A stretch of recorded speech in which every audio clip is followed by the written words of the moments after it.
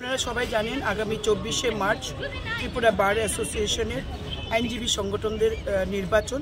ত্রিপুরা বার অ্যাসোসিয়েশনে আমরা আজকে BJP legal সেলের পক্ষ থেকে আমাদের সমস্ত আইনজীবীদের, যারা আমাদের বিজেপি লিগ্যাল সেলের সদস্যা তাদেরকে নিয়ে আমরা আলোচনায় বসেছি। সেখানে আমাদের নির্বাচনে যারা প্রতিদ্বন্দ্বিতা করছেন তারাও রয়েছেন এবং আমাদের লিগ্যাল সেলের যিনি প্রভারী ডক্টর অশোক সিনহা, যিনি ভারতীয় জনতা পার্টির আমাদের প্রদেশ কমিটির সহসভাপতি, তিনি আমাদের সাথে আছেন সুবল ভৌমিক মহোদয়, ফরমার এমএলএ এবং বর্তমানে প্রদেশ বিজেপি কমিটির সম্মানীয় সহসভাপতি এবং নিজেও একজন আইনজীবী।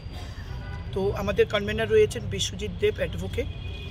আমরা আজকে আমাদের কি করণীয়, আমাদের সামনে যে নির্বাচন 24 তারিখ, এটা আমরা খুব গুরুত্বপূর্ণ নির্বাচন, আমরা এটাকে খুব গুরুত্ব দিয়ে দেখছি এবং সামনে আমাদের দেশের সাধারণ নির্বাচন অলরেডি ঘোষণা হয়ে গেছে, প্রার্থী ঘোষণা হয়েছে। এই নিরিখে আমাদের এই ত্রিপুরা বার অ্যাসোসিয়েশন নির্বাচন আমাদের কাছে অত্যন্ত গুরুত্বপূর্ণ। আমাদের প্রত্যেকটি পদে যেন আমরা বিজয় প্রাপ্ত করতে পারি, এই নিয়ে আমাদের আইনজীবী বন্ধুদের সাথে আমাদের কথা হয়েছে। তারা আমাদের আশ্বস্ত করেছে যে যাতে প্রত্যেকেই আমাদের প্যানেলে যারা প্রতিদ্বন্দ্বিতা করছে তাদেরকে ভোট দিয়ে বিপুল ভোটে জয়যুক্ত করবেন এবং আমরা 100% নিশ্চিত ত্রিপুরা বার অ্যাসোসিয়েশন এবার বিজেপি লিগ্যাল সেলের পক্ষ থেকে বিজয় প্রাপ্ত করে আগামী বছর পর্যন্ত, আগামী নির্বাচন পর্যন্ত আইনজীবীদের স্বার্থে কথা বলবে, আইনজীবীদের স্বার্থে কাজ করবে। কোন বিষয়গুলোর উপর ভোট চাইবে? দেখুন, আইনজীবী সংগঠনদের পুরো পরিকাঠামো, তাদের স্বার্থ সম্বলিত বিষয়গুলো এবং জুনিয়র আইনজীবীরা যারা নতুন বারে জয়েন করেছেন, হয়তো প্র্যাকটিস এখনও সেইভাবে জমে ওঠেনি, এই বিষয়গুলো নিয়ে আমরা আলোচনা করছি। আমি বলবো না নির্বাচনের আগে এইসব কথা বলতে চাই না, যেহেতু আমরা সরকারে রয়েছি, তাহলে মনে হবে যেন প্রলোভন দিচ্ছি। সুতরাং আমরা আইনজীবীদের যাতে স্বার্থ সুরক্ষিত থাকে, আগামী দিনে তারা যাতে সুন্দরভাবে কাজ করার সুযোগ পায়, এই বিষয়গুলো আমরা দেখব। এই বিষয়গুলি নিয়ে আমরা আলোচনা করেছি। আপনি একজন ভোটার হিসাবে, আইনজীবীদের ভোটার হিসাবেও আপনি কোন বিষয়গুলোর উপর গুরুত্ব দিচ্ছেন? দেখুন, আমি ত্রিপুরা বার অ্যাসোসিয়েশনের ভোটার নই, আমি হাইকোর্ট বার অ্যাসোসিয়েশনের ভোটার।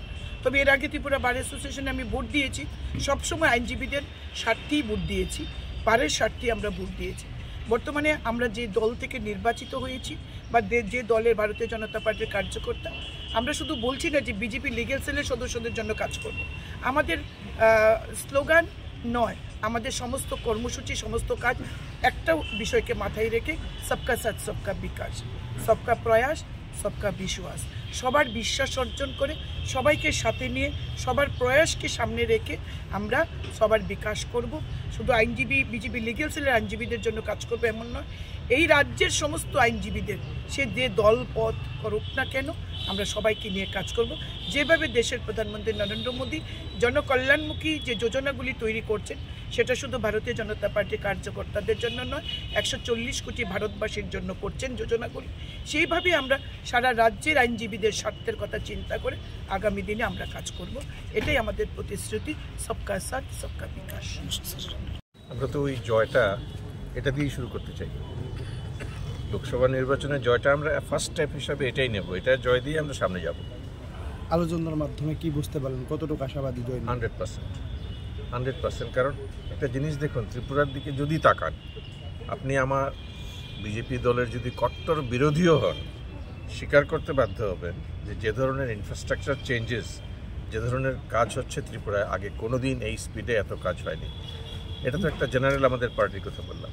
ইভেন অ্যাডভোকেটসদের মধ্যে আমাদের দল সরকারে আসার পরে যে সমস্ত সুযোগ সুবিধা আমরা দিয়েছি, এখন এটা কাউন্ট করবো না, এগুলি কোনো মানে নেই, কিন্তু অ্যাডভোকেটরা সবাই জানেন যে প্রো অ্যাডভোকেট যদি কোনো সরকার এসে থাকে তাহলে আমরা, এবং এই জন্যই আমরা যুক্ত। আমরা আসলে 24শে মার্চ আমাদের ইলেকশন, এটা আমাদের বারের ইলেকশন। আমাদের আইনজীবীরা ভোটদাতা এবং সকল আইনজীবী অত্যন্ত উচ্চশিক্ষিত এবং রুচিসম্পন্ন লোক, ওনারা জানেন যে কীভাবে ভোটটা দিতে হয় এবং কাকে ভোট দেবেন। তো এখানে প্রচারের তেমন একটা ব্যাপার নেই বা পলিটিক্যাল ইন্টারফেয়ারেন্সেরও কোনো ব্যাপার নেই। আইনজীবীরা এতটাই শিক্ষিত, ওনারা ভালো মন্দ বুঝেন এবং ওনাদের ভোটাধিকার ওনারা প্রয়োগ করবেন। কীরকম সাড়া পাচ্ছেন? আমরা তো যথেষ্ট সাড়া পাচ্ছি, কারণ আমরা 2020 সালে আমরা জিতে বার এসেছিলাম এই যে স্টেট কনস্টিটিউশন ফোরাম। পরবর্তীকালে 2022 সালেও আমরা জয়লাভ করি। এবারও আমরা আশাবাদী, কারণ আমাদের যথেষ্ট ডেভেলপমেন্ট হয়েছে, অনেক কাজ আমরা করেছি। আমরা ওয়েলফেয়ার ফান্ড থেকে শুরু করে আইনজীবীদের যত রকমভাবে সাহায্য করা সম্ভব এবং তাদের পাশে দাঁড়ানো সম্ভব আমরা দাঁড়িয়েছি। সুতরাং আমরা যথেষ্ট আশাবাদী যে আমরা জয়লাভ করব। জয়ের পরে কোন দিকটার দিকে বিষয়ে আপনি বেশি অবগত? আমরা আইনজীবীদের রোজগার কী করে বাড়ানো যায় এবং কী করে রোজগারের পথ উন্মুক্ত করা যায় সেই দিকটা নিয়ে ভাবছি এখন। এবং আমাদের নতুন হাইকোর্ট বিল্ডিং ওই খালি জায়গাটাতে হবে, হাইকোর্ট বিল্ডিং না, আমাদের বারের বিল্ডিংটা, ত্রিপুরা বার অ্যাসোসিয়েশনের যে নতুন বিল্ডিং হওয়ার কথা ওই জায়গাতে আমরা নতুন করে বিল্ডিং হলে সেখানে আইনজীবীদের নতুন করে শিফট করা হবে।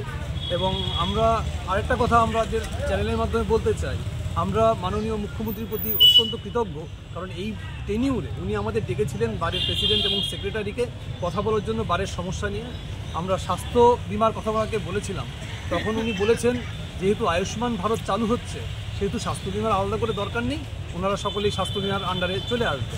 তাছাড়া বয়স্ক আইনজীবীদের ক্ষেত্রে পেনশন এবং যারা নবীন তাদের স্টাইপেন্ডের ক্ষেত্রে কথা হয়েছিল ওনার সঙ্গে, উনি বলেছেন এই ব্যাপারটা উনি খতিয়ে দেখবেন।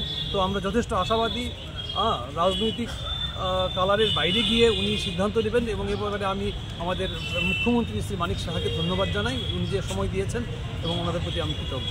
আপনার পরিচয়? আমি ত্রিপুরা বার অ্যাসোসিয়েশনের সেক্রেটারি কৌশিক।